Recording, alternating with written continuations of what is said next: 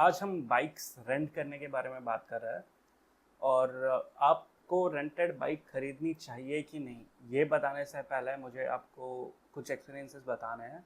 मैंने अभी तक 2 बार बाइक्स रेंट की हुई है and I also have friends who actually regularly rent bikes.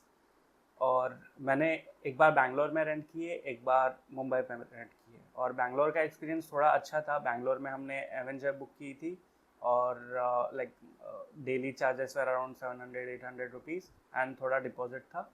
और मुंबई में हमने रॉयल एनफील्ड की बुलेट रेंट की थी। जो बैंगलोर में रेंट की थी वो एवेंचर, वो एक्चुअली पुराना मॉडल था, लाइक 2015-16 का मॉडल था और उसके अंदर एबीएस नहीं था, but it's a normal thing. आपको अच्छे अगर राइडिंग स्किल्स है तो आपको कोई भी बाइक चल जाएगी। बट मुंबई में हमने जो बाइक रेंट की थी वो थी, उसको थोड़ा जंग लगा हुआ था एंड एक्चुअली हमने अच्छा उसका लाइक प्री डिलीवरी चेक नहीं किया। हमने उसको देखा नहीं, मतलब इग्नोर किया कुछ चीज़ें, जैसे वो जंग लगा हुआ था, पीछे ड्रम ब्रेक था और वो ड्रम ब्रेक इतना अच्छे से काम नहीं करता था, आगे का भी ब्रेक थोड़ा वीक था। एंड अब जब गाड़ी स्टार्ट करते हैं तो बुलेट में आपने नॉर्मली देखा होगा कि क्लच दबा के अगर आप इवन सेल्फ देते हो तो बाइक आगे जाती। तो वो ऐसे कुछ प्रॉब्लम्स थे। But since my friend wanted to ride a bullet to Alibag, हमने वो बुलेट रेंट की और उसके बाद उसका चार्ज अराउंड 1250 रुपीज़ था, 2000 रुपये डिपॉजिट था। उसके बाद वो बाइक लेने के बाद हम थोड़ा आगे जाके एक मैकेनिक थे, उनको हमने दिखाया। उस मैकेनिक ने 20 रुपये में ब्रेक्स उसके थोड़ा मतलब उसका टाइट कर लिया। और फिर हम पनवेल से जा रहे थे, तो पनवेल में मैं रहता हूँ, तो पनवेल में हम लोग ने एक स्टे लिया और उसके आगे फिर पलस पार्क है यहाँ पे। My friend actually there were 4 people, so my friend told me कि थोड़ा भगाते हैं करके। मैं तेज जाने लगा, I was riding eight 80 to 90 speed and my XPulse was actually new at that time, एक ही हफ्ता हुआ था।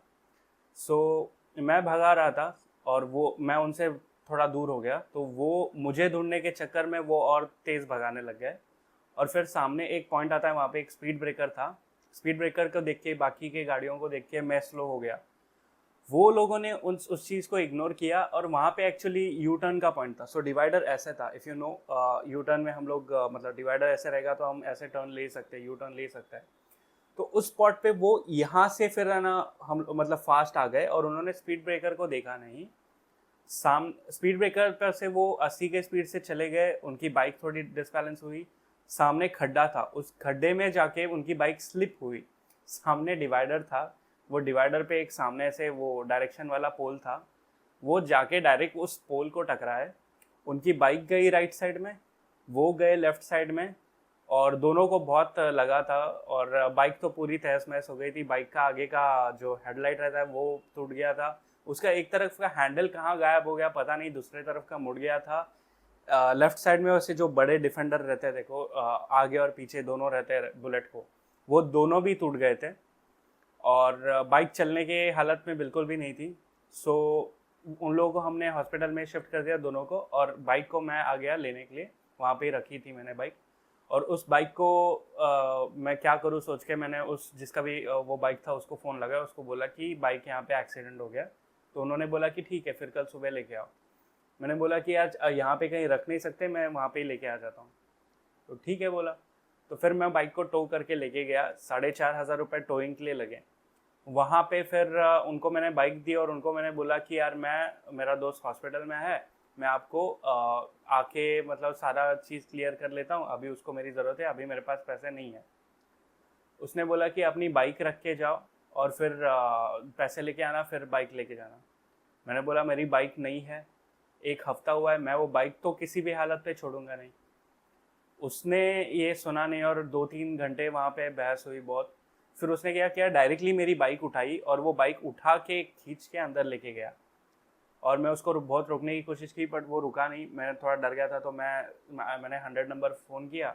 मैंने like my sister was living beside, so उसको मैंने फ़ोन किया। मेरे पापा और अंकल लोग आ गए, पुलिस लोग भी आ गए, बहन भी थी वहाँ पे, बहुत झगड़े हुए। और वो जो रेंट वाले लोग थे वो सारे हट्टे कट्टे से बॉडी बिल्डर्स थे, 6-6 फुट के। तो एंड में हम लोगों को 45,000 उनको पे करना पड़ा। 16-17 हज़ार हमें वहाँ पे हॉस्पिटल में गए। और टोटल 70,000 उस रात को उस रेंटेड बाइक के वजह से गए। एंड इसमें फॉल्ट मेरे दोस्त का भी था कि जो जिसको स्पीड ब्रेकर दिखा नहीं। बट अगर वो बाइक हमारी खुद की होती या फिर कुछ मतलब हमारी होती तो हम बाजू में रख के फिर आराम से उसको सर्विस वर्विस कर सकते हैं या कुछ देख सकते हैं। और मोस्टली हम लोग ऐसी मतलब पुरानी बाइक ऐसे बिना सर्विस बाइक चलाएंगे भी नहीं। ये मेरे 2 एक्सपीरियंसेस थे। बट मेरे फ्रेंड्स भी है कुछ जो रेगुलरली बाइक मंथली रेंटल्स लेते हैं और उनका मेन पर्पस ये रहता है कि उनको सिटी में चलाना रहता है। और मेरे कुछ ऐसे भी दोस्त हैं जो दिल्ली में रहते हैं और दिल्ली में वो बाइक रेंट करते हैं, लेह लद्दाख जाते हैं और एक एक महीना उनके पास बाइक रहती है, तो वो घूम के पूरा ऐसे आ जाते हैं और सेफली आ जाते हैं।